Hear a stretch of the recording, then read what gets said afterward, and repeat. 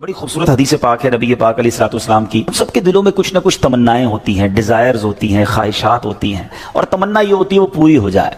हैं, आओ आज मैं बताता हूँ, नबी पाक अलैहिस्सलाम ने एक फार्मूला दे दिया है, एक ज़बरदस्त तरीका बताया है कि जिससे हमारी आरजुएं, हमारी ख्वाहिशात, हमारी तमन्नाएं पूरी हो सकती हैं। सरवर कायनात अलैहिस्सलाम ने फरमाया, मन सल्ला अलैया फी यौमिन मिअत मर्रतन, जिसने रोजाना मुझ पर 100 मरतबा दुरूद भेजा, क़दल्लाहु लहू मिअत हाजतिन, अल्लाह तबारक व तआला उसकी 100 हाजतें पूरी फरमाएगा।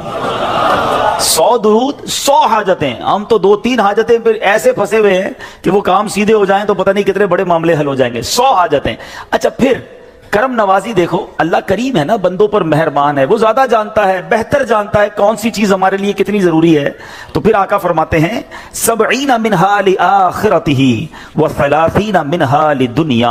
आका फरमाते हैं उनमें 70 आखिरत की और 30 दुनिया की हाजात होंगी। दुनिया में 30 हाजतें पूरी हो जाएंगी और आखिरत की 70 हाजतें पूरी होंगी। और करना क्या है, मेहनत क्या करनी है, कोशिश क्या करनी है, सिर्फ 100 बार दुरूद पाक पढ़ने वाले को यह अजर मिलता है। तो है मेरे पीछे इस्लामी भाइयों, चलते फिरते उठते बैठते आजकल सोशल मीडिया पे घंटों हमारे वक्त गुजर रहे हैं, उससे बचिए और दुरूद पाक अपनी जबान पर जारी रखिए। फिर देखें इंशाअल्लाह। बल्कि मैं सच बताऊं, अगर कोई ऐसा मेरा भाई बैठा है ना जो परेशान है, बीमार है, कर्जे में डूबा हुआ है, किसी डिफिकल्टी में है, घर में प्रॉब्लम है, तबीयत ठीक नहीं है, आप यकीन करें, आप दुरूद पाक का वजीफा शुरू कर दें और पढ़ते रहें। बस आप अपनी आंखों के सामने देखेंगे कि चीजें आसान होना शुरू हो गई हैं, तबीयत बेहतर होना शुरू हो गई है, बोझ हल्का होना शुरू हो गया है, टेंशन फारिग होना शुरू हो गया है। मसला यही तो है कि प्रॉब्लम में, मुश्किल में हम सबको याद करते हैं, सबके पास जाते हैं, नहीं पुकारते तो अपने रब को नहीं पुकारते, अल्लाह के हबीब अलैहिस्सलातु वस्सलाम पर दुरूद नहीं पढ़ते। तो अपनी आदत बनाएं। और दुरूद पाक तो कब कब किस किस को काम आया है।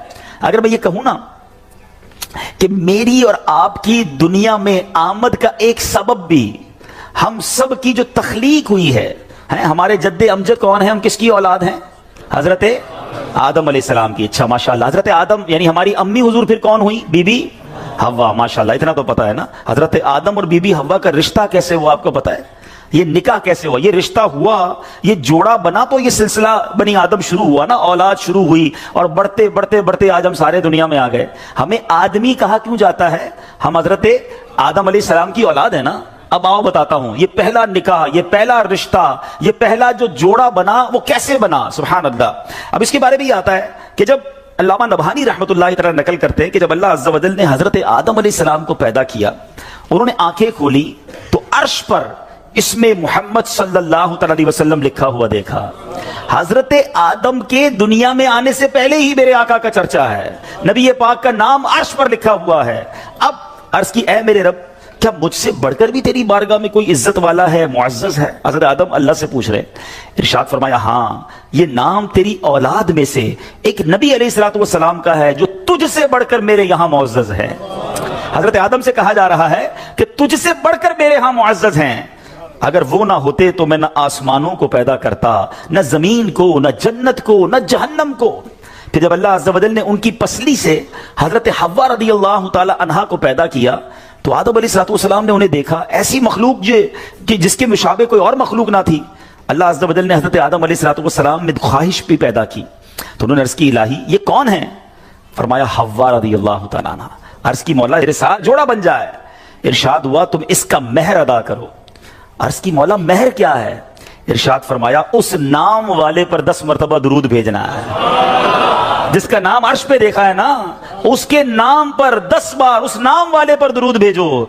तो कहा, ए अल्लाह, मैंने ऐसा कर लिया तो क्या मेरा जोड़ा हो जाएगा, है मेरा जोड़ा बन जाएगा? फरमाया, हाँ। अब हजरत आदम अलैहिस्सलातु वस्सलाम ने 10 बार दुरूद पाक पढ़ा और ये महर बना हजरत आदम अलैहिस्सलातु वस्सलाम और बीबी हव्वा रज़ियल्लाहु ताला अन्हा के दरमियान जोड़ा बनने का रिश्ता हुआ। और उसके बाद ये सारी कायनात में जो हम दुनिया में आए तो गोया पता चला कि वजह तख्लीक कायनात, ये तो इस हदीस से भी पता चल गया कि नबी पाक अलैहिस्सलातु वस्सलाम के लिए ये कायनात बनाई गई। और सुभान अल्लाह, हजरत आदम अलैहिस्सलातु वस्सलाम का जो बीबी हव्वा से जोड़ा बनता है उसका महर भी नबी पाक पर दुरूद पढ़ना है। اب سوچئے کب سے نبی پاک پر درود بھیجا جا رہا ہے, کب سے میرے آقا کا چرچا ہے. اللہ اکبر. شاعر لکھتے ہیں نا کہ یہ کائنات بنائی کیوں گئی, اتنی سجائی کیوں گئی. سبحان اللہ. وہ کہتے ہیں کہ خدا کیوں نہ کرتا آرائشیں بزم امکا میں, خدا کیوں نہ کرتا آرائشیں دنیا کے ساما میں, تمہیں دولہا بنا کے بھیجنا تھا بزم انکا میں.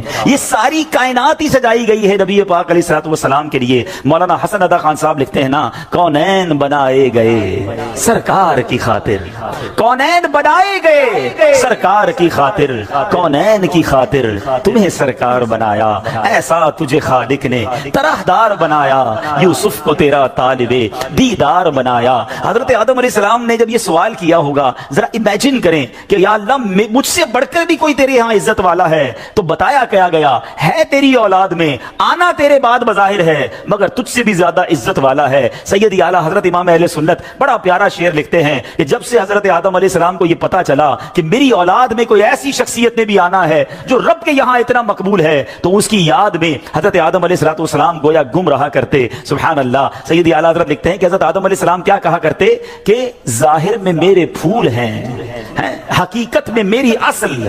بعد میں آنے والا تنے کے تنا جو ہے اس کے بعد پھول آتا ہے نا, کہتے ظاہر میں تو میرے پھول ہیں, حقیقت میں میری اصل. اس گل کی یاد میں یہ صدا ابو البشر کی ہے.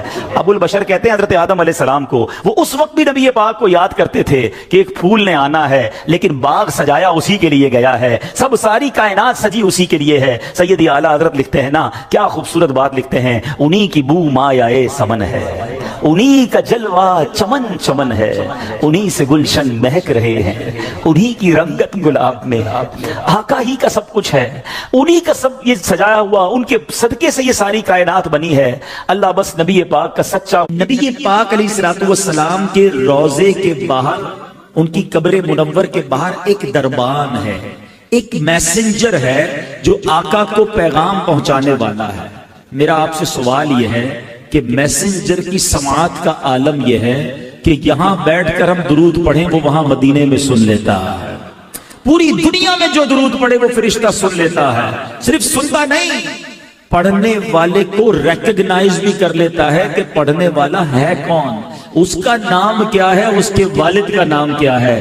ذرا بتاؤ, دربان کی سماعت کا عالم یہ ہے تو مصطفیٰ کریم کی سماعت کا عالم کیا ہوگا, میرے آقا کے علم کا عالم کیا ہوگا. تو اگر آج عاشقان رسول جھوم جھوم کر صلاۃ و سلام میں میرے رضا کا یہ شعر پڑھتے ہیں تو کیا غلط کرتے ہیں کہ دور و نزدیک کے سننے والے وہ کان, دور و نزدیک کے سننے والے وہ کان, کان لعلے کرامت پہ لاکھوں سلام. تو یہ تو حدیث پاک سے پتا چل رہا ہے کہ جب دربان مصطفیٰ سب کی آوازیں سن لیتا ہے, وہ سب کے درود سن لیتا ہے, تو میرے آقا کیوں نہ سماعت فرمائیں گے.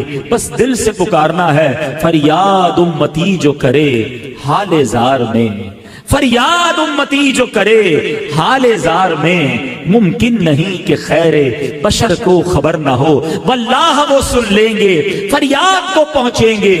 اتنا بھی تو ہو کوئی جو آہ کرے دل سے, بس دل سے پکارنے کی دیر ہے, کام بن جانے ہیں. مجھے سچ بتاؤ, ایک امتی کے لیے اس سے بڑی کیا سعادت ہوگی, وہ ادھر درود پڑے ادھر فرشتہ اس کا نام بارگاہ رسالت میں پیش کرے, اور صرف میرا نام نہیں میرے والد کا نام بھی پیش کرے, اور میں جتنی بار درود پڑھوں اتنی بار پیش کرے.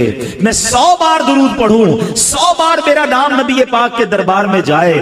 دیکھو دنیا کا بھی دستور ہے کہ جب کوئی فقیر, جب کوئی بھکاری در پہ بار بار آئے نا, ہمارے گھر پر بھی آئے, ہم کہتے ہیں یہ روز آتا ہے اس کا کام کر دو. اللہ اکبر, جس کی حاضری روز بارگاہ رسالت میں لگتی ہوگی, جو دن میں کئی کئی بار درود پڑھتا ہوگا اور فرشتہ اس کا نام دربار رسالت میں پہنچاتا ہوگا, کبھی تو میرے آقا فرشتوں سے فرمائیں گے چلو میرے غلام کا کام کر دیتے ہیں. ہمیں روز یاد کرتا ہے. اور کیا خوبصورت بات شاعر لکھتے ہیں, ہمیں تو ایک ہی توجہ چاہیے نا, یاد رکھو اگر اٹھ گئی ایک نظر, بس ہمیں تو ایک توجہ چاہیے، آقا بس ایک بار توجہ فرما لیں، یاد رکھو اگر اٹھ گئی ایک نظر، جتنے خالی ہیں سب جام بھر جائیں گے، پھر سارے کام سیدھے ہو جانے ہیں۔ میرے بھائی یہاں بیٹھے ہوں گے جو مشکل میں ہوں گے، پریشانی میں ہوں گے، بیماری میں ہوں گے، قرضے میں ہوں گے، گھبراؤ نہیں، درود پڑھتے رہا کرو، نبی پاک کی توجہ ہونے کی دیر ہے۔ امام عشق و محبت اعلیٰ حضرت سمجھاتے ہیں، پریشان ہونا،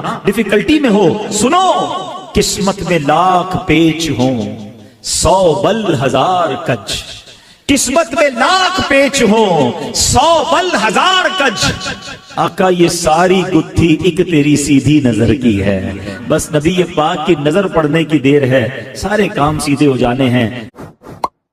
درود پاک پڑھنے کے بے شمار فضائل و برکات ہیں، اور درود پاک کے فضائل میں واقعات بھی بڑے کمال کے ملتے ہیں۔